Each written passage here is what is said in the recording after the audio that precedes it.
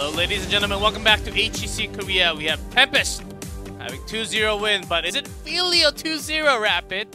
You know, I feel like the numbers don't tell the full story, right, G-Clef? Because if you split the games like in half, you could put the early games from game 1 and 2 together and give Feliz a win, and you could put the late games from games 1 and 2 together and give Tempest a win. And then it would be 1-1. But fortunately, all that matters is who wins in the end, and that's been Tempest both times.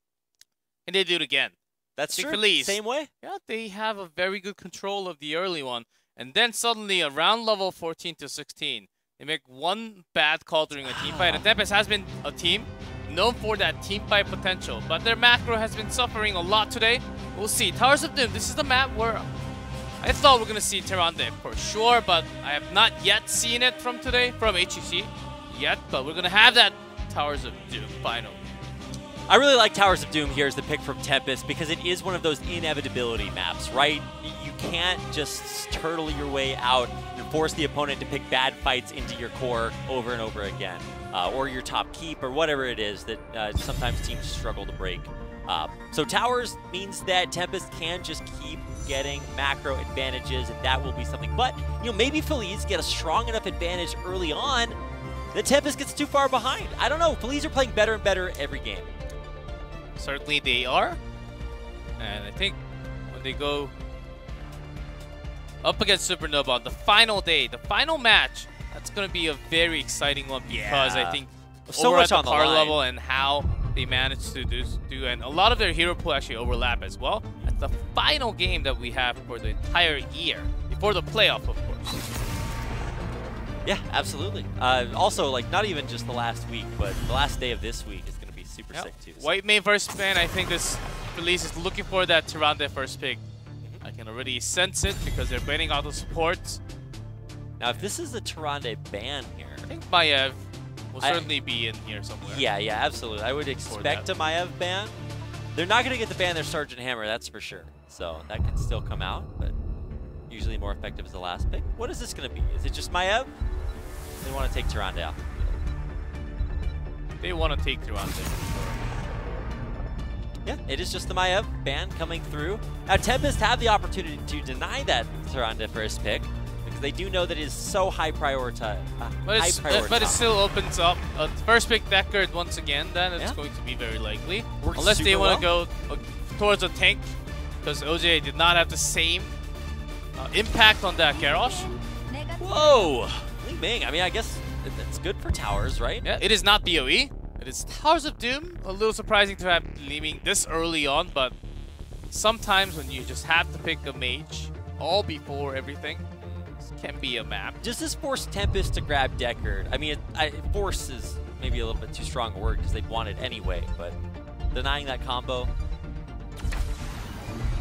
be a good option. Yeah, they do take the Deckard away, and the Diablo picks, I guess, pretty expected. With a Li Ming alone, it will be very hard to kill a Diablo. Yeah. Even not with the full stack souls. So Feliz has to think in other terms. Tychus is not a hero that they like. Hanathan did play few Martel, but only very little times. All right, going back for the Horde. So they're gonna go all green Jesus here. Yeah, the green skin's very well represented. I like the idea that they are getting Thrall. It was banned against them earlier, so they finally get a chance to pilot that. You know what could be their last game of the series? Backs up against the wall. They do also get the Garrosh, which performed super well in the early game, game 2. Targeting Hanathan's hero now. Yeah. With the global on this map, it just makes it easier to grab, especially the triple altar that we have on this map. That just gives a lot more power to Dehaka all the time, so that's a ban for Hanathan. Let's see what this final ban is. You know, Feliz do have a penchant for banning Sergeant Hammer. They might just wanting to take that out. No, they take the Blaze out of the way. Because it feels like it's going to be a Rainer draft from Tempest. Okay. And they would just love to keep it ranged against Scaros once again. Against Thrall, even better. Yeah, you mentioned that Feliz don't like to play Malthael either. So with Blaze, a lot of times we'll see that as maybe a counter pick, so it's not going to come out. Just like a a minor thought. What is the pick? Yeah, there's the Rainer comp that you were talking about. So if they go safe, they can just go Irel once again. Yes, I was about to say Sonya, and I think they are about to bring that Sonya out. So Medivh right before that, because if you have that Sonya out, it's way too easy for Feliz to actually read. And they can't ban Medivh, but they can actually bring their own Medivh. Medivh with Garrosh. Pretty scary when you have Leeming to get that reset, pointing, focusing on one. So this is a very smart drafting from Tempest. I like it a lot. Now Zeratul and getting the Karazim. Now this is a little bit reminiscent of, what was it, that Ballistics Tempest game, where Tempest, the one game they won, they drafted just a lot of dive against the Rainer, and were able to blow him up consistently. Zeratul, very, very good at that. But the problem is that I don't know if this will be quite as good. Obviously, it doesn't have the Maiev that Tempest used. They have a lot of melee, but some flashy ones, especially with Zeratul now. And it goes back to Irel. So, first of all, they were considering Sonya for sure, because they have the members that would bring out that Sonya, and it's quite scary.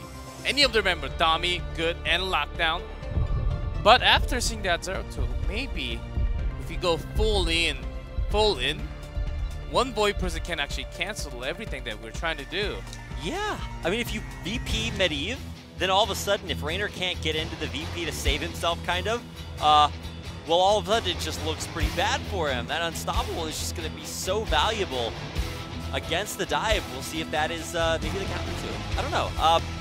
I just want to see Tempest look better in the early game, or Feliz take an early game advantage and snowball it all the way. We'll see if that is possible. Game 3? Yeah, with the Irel last week, I think overall a safer choice. Dami Irel has been buying a lot of time, so the entire team can actually get a lot of value on their rotations. Yeah. I think just focusing on the rotation of Tempest is the key of today. Feliz has been punishing that a lot. Already have Crash Lightning locked in again. Even after some nerfs, we're seeing Crash Lightning back in the meta, boys. Sometimes it does take just a little bit longer than you would expect to stack up, but usually it is actually okay, even like you said with the nerfs. So here we go, getting a chance to see a faster trip out of the base for Tempest, so they get a little bit of an advance warning. Lockdown with the first, well, not first blood, but first bit of damage done. And Feliz actually has been punishing Tempest a lot for their early game. Sign specifically, they first blooded him last game, so something to keep an eye on. You can see Aimer fishing that Spirit Wolf, trying to get any little bit damage done that he can. Feral Spirit, not turning into a wolf. That's the other one. That's the Rhaegar. The other green and Proxy skin. Wolf. Oh yeah, that is true. Yeah, that's the other You guys one. wonder where Wolf is. He just went Spirit back to Wolfed nature. away. He'll be back when the full moon's gone. That's how it works, I don't guys. even know if it's a full moon. The last time I looked at the moon at night was quite a while ago. I need my Farmer's Almanac. I know, because we stay home, play games all the time. That's our lives. True. Yes, I need to like paint a moon on my ceiling. Just but to in terms of the lane, okay. Zeratul Irel wrecked Zeratul a lot. Unless the skill match, unless the mechanical skill match is the big mismatch, yeah. Very different. Zeratul is going to have a tough time. You could see the HB bar on the Zeratul all the time. That's even after the fountain tap. Yeah. So already fountain used. And Urel, if she feels any pressure at all, can just walk back to fountain, come back, and it's just like realistically going to be impossible for Zeratul to out damage her. I mean, best case scenario, can just go cleave the lane down and try to soak that way. So he's just running from mid to top and just trying to split against the lane, not against the hero against it. When Medivh comes, it can be a different story. When they want to chase, they will have all the portal to chase. But with that, they do have to be careful a little bit and do wonder if they are Karazim pick after seeing that Medivh. It's usually, if not Deckard, Malfurion to actually root on top of that portal so they don't get the value too much out of it. Yeah. But you do get the trade on those skills. But it is Karazim this time, and they're just trying to have one isolated Garrosh toss, the Wrecking Ball, maybe Sunder from Thrall. That's just enough to get a kill onto Gleaming. That's what they're focusing on. This first kill again.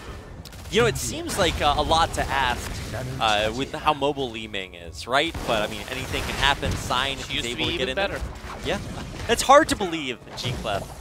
You know, I didn't come into casting heroes until, you know, maybe last year, and so I missed out on a lot of the glory days of many of the very strong heroes that now aren't quite so powerful. Still quite powerful.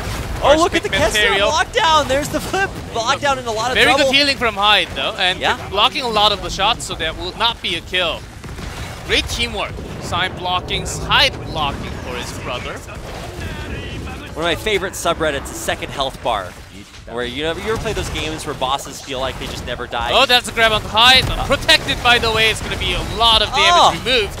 Here's the teamwork we're looking for from Tempest, finally really kicking in. Dami's already here. That's a hammer, and gone OJ. Very well played. The coordination, I mean, that's all you can say about that. Righteous hammer there at the end to kind of secure that final kill. This is what we expect from Tempest. It's been some time that we have not had a Medivh game. Feliz is quite underestimating what Medivh can do. Protecting someone that's tossed, I think Medivh it's a secondary support in this case. And later on, when the base level quest is done, he will actually do a lot of damage as well. Good, not really known too well as a Medivh player, but he did play Medivh a couple of times whenever they had to play. Look at that protected. You get hit with the full burst from Li Ming. Oh wait, doesn't matter. Very well timed there. Really working out so well. And you know, Dami, like you said, there's nothing that Zeratul can do against Yrel for the most part top lane. So he's just gonna have to take the L up there and let Yrel take out the entire wall in front of his fort. At least they're looking for a kill, but it's a double support situation, and the burst damage that they need to bring will be protected. And this is a very scary draft. Scroll locking down. He is so dead. Yes. That's completed souls already. The kills and all the minions stacking up. Quite early of a soul gathering. With Kerosene Dad, they're going to lack on sustain, so they do have to carefully manage their HP now because altars are coming soon. I love Hyde pushing up with scrolls just over and over again. So oppressive to deal with. You just cannot get stunned. You get stunned, you are dead. So, or rooted, I guess. Hyde helping his team push up to that wall. But now, tries up again, and we'll see if they can take these altars down. Little long way back there. I think Dami would like to stop him, but he also wants to go all the way. Zeratul actually goes all the way up. Seems like they're giving up on this auto fight. Yeah, I would have thought that you at least try to harass and stop that. I guess they are just giving up on it. And oh, this is worrying for Feliz because every other game they've at least had an early game advantage to work with, and now this one, Tempest just are not willing to give them anything. It's a tough one when you actually do not have the best laning on top, because you will always most likely to have late joining into a team fight or losing experience if you leave early. That's the power of Yrel, what she has in the meta right now. Not super quick, but pretty quick wave clear, plus has mobility of her own. Well, it's wave clear, sustain, just everything all in one. Very, very solid. If you're just picking for lane, for sure. So, working out very well for Tempest this game, and of course their macro looks much better as well. Mostly Medivh just able to fly everywhere that he needs to be. We're all going for quest and quest. Again, Frostwolf there. See the stack, 4 stacks, down. Okay, 15 stacks on Crash as well. But if he misses or dies, that's all gonna be gone. Lockdown maybe a little bit greedy going for that tower kill. He does get it, so no punishment, but worrying. Because all it takes is like a couple of picks, and all of a sudden Tempest advantage is just a whole lot weaker. Level 10, not yet Feliz, they just hit level 10. So in this small choke point, they do have a wave. They have Sundering, that's Thrall. Look at Hanatan getting back in on the lockdown. The VP only to take out Good, but he just comes out of it, and there's the kill coming through. One after another after another. Now with Hyperion gone, there's, I mean, not as much damage coming through, but that allows Aimer to survive. Oh, lockdown, is he dead? Oh my god! There we Gets go. one down. Sickest kill there by Feliz to turn that into not a total loss. Wasn't a little of a confident move from Tempest after taking 2 kills. Oh, we can surely take 2 more because heroic. we have Medivh, we have the protection and everything else for our side.